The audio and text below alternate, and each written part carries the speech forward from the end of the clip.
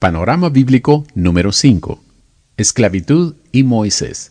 Después de la muerte de José, un nuevo faraón subió al poder, sometió a los israelitas a una terrible esclavitud y a través de engaños los obligó a servir a los egipcios. Esta dolorosa servidumbre duró 400 años, tal como Dios se lo había anticipado muchos años antes a Abraham. El nuevo rey estaba preocupado por el rápido crecimiento de la comunidad hebrea. Entonces lanzó una feroz persecución contra los israelitas. Los hebreos fueron explotados despiadadamente. Los capataces de los esclavos los forzaban a trabajar en los campos y en la construcción durante largas horas, bajo condiciones deplorables. La comunidad hebrea continuó prosperando, incluso bajo esa terrible opresión. Entonces el faraón mandó que cada hijo varón recién nacido fuera ahogado en el río Nilo.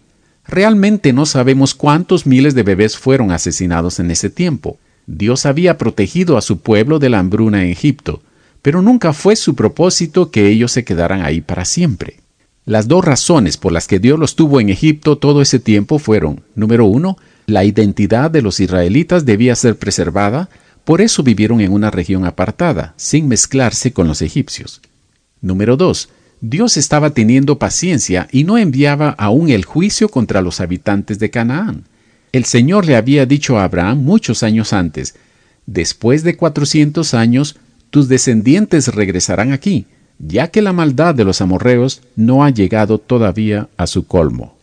De modo que fue por causa de la persecución malvada de los egipcios que los hebreos empezaron a orar a Dios para ser rescatados. Aquellos que una vez vivieron cómodos en Egipto, ahora se encontraban en la desesperación. La terrible situación de los hebreos los empujó a clamar a Dios. Posiblemente recordaron las promesas que Dios le hizo a Abraham.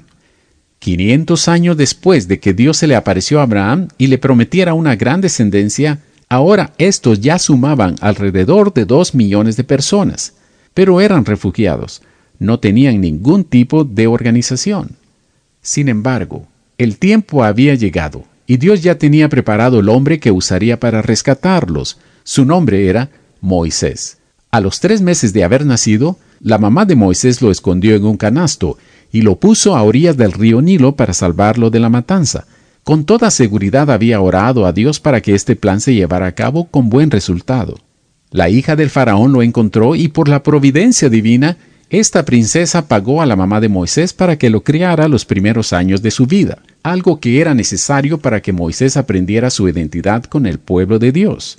Cuando ese conocimiento fue cimentado en su vida, Dios le otorgó vivir el resto de su desarrollo y crecimiento como príncipe en el palacio del rey de Egipto. Muchos años más adelante, por defender a unos hombres hebreos, Moisés mató sin justificación a un capataz egipcio. Y cuando se dio cuenta que su verdadera identidad y el amor por su pueblo serían descubiertas, decidió escapar. Moisés huyó de Egipto para comenzar una vida en el anonimato, como pastor de ovejas en el desierto, en la tierra de Madián. Después de haber pasado 40 años en el desierto, Dios se le apareció. Moisés vio en el monte Sinaí una zarza que ardía y no se quemaba. El fuego se abastecía por sí mismo y no necesitaba de la zarza, simbolizando la autosuficiencia de Dios. Cualquier fuego necesita combustible, pero este fuego era diferente. Cuando Moisés le preguntó por su nombre, Dios le respondió: Yo soy el que soy. Ese es mi nombre. Yo soy el que soy. Siempre presente, autoexistente, eterno. Su nombre implica que nadie puede modificar a Dios. Nadie puede ni debe moldearlo a la manera que se le plazca, o tratar de darle imagen o forma visual y mental, comparándolo con alguna cosa creada. Él es quien es, siempre firme, soberano, autosuficiente, creador y dueño de todo el universo. Él es quien gobierna, domina y da las órdenes. Por eso se llama Yo soy el que soy. Él es el único Dios. Dios había escuchado el clamor de su pueblo. Él había venido a rescatarlos y lo haría a través de Moisés. Dios siempre usa instrumentos humanos para llevar a cabo sus planes. Dios llamó a Moisés para ser su representante ante Faraón. Moisés sabía que era inepto para tan grande tarea, pero Dios le prometió que estaría con él todo el tiempo. Moisés tuvo mucho miedo, pero después de presentar varias excusas, finalmente aceptó el llamado de Dios.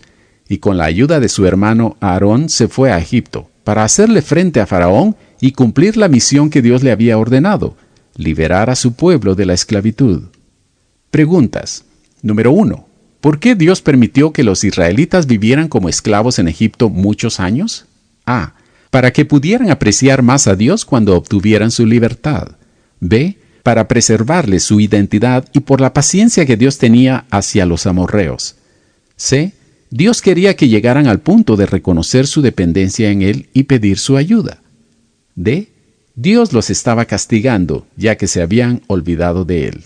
Número 2. ¿Cuál fue la reacción de Moisés cuando Dios le ordenó ir a Egipto? A. Tuvo miedo y presentó muchas excusas. B.